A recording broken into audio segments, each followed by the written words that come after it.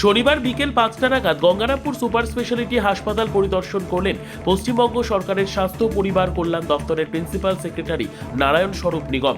হাসপাতালের বিভিন্ন ওয়ার্ড ঘুরে পরিষেবার বিষয়গুলি ঘুরে দেখেন। পাশাপাশি জেলা মুখ্য স্বাস্থ্য আধিকারিক ও হাসপাতাল সুপারদের সঙ্গে রুদ্ধদ্বার বৈঠক করেন।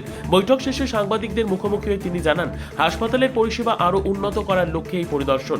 যেখানে ভালো কাজ হচ্ছে সেখানে আরও কিভাবে উন্নতি সম্ভব এবং কি ধরনের পরামর্শ প্রয়োগ করা যায় তা খতিয়ে দেখতেই তার এই সফর। সেই গঙ্গারামপুর হাসপাতালের মর্গ না থাকা প্রসঙ্গে জানান, এটি একটি স্থানীয় বিষয় এবং জেলার মুখ্য স্বাস্থ্য আধিকারিকই বিষয়টি দেখবেন। পাশাপাশি হাসপাতাল চত্বরে এটিএম না থাকার বিষয়ে প্রশ্ন ওঠে।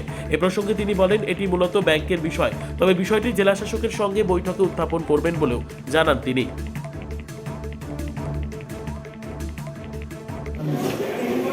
ওখানে ওনারা অনেক ভালো কাজ করছেন, কি সাজেশন আছে আর কি নতুন করা যেতে পারে সেই জন্য এসেছেন।